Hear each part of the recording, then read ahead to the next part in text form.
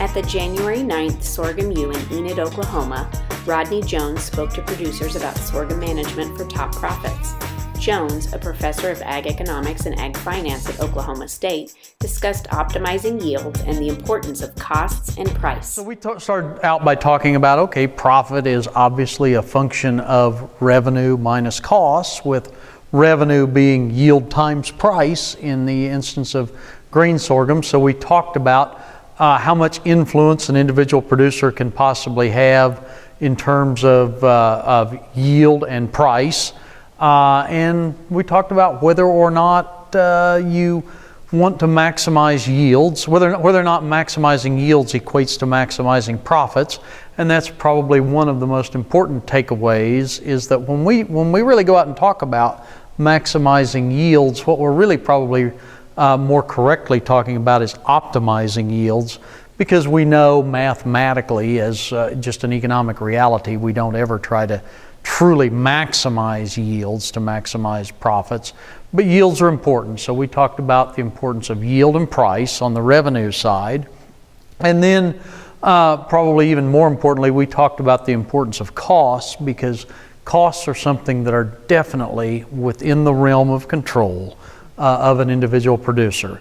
So we looked at some data that showed some cost information for the grain sorghum enterprise, and differences in costs of production on a per acre and per bushel basis between high profit producers and low profit producers, to try to zero in on what are some of the profit drivers from a cost perspective. Areas of the country where sorghum has been managed as definitely a top line crop, managed for maximum profits for a good long while.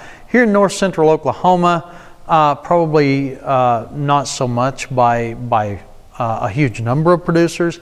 I think there's a lot more interest in exploring maximizing profits, maximizing the profitability of the grain sorghum enterprise, and much more interest in growing more grain sorghum in general in this area.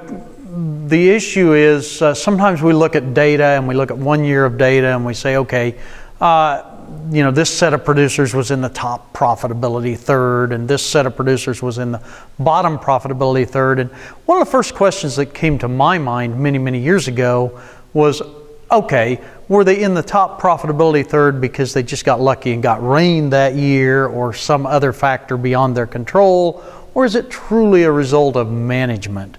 And so I've spent essentially the last 20 years exploring that question in various ways, shapes and forms, and others have as well. And universally, I think we've now come to the conclusion that there is a tremendously high degree of persistence in the ability of an individual operator to consistently be in the top profit category. For more information, visit hpj.com/sorghum U.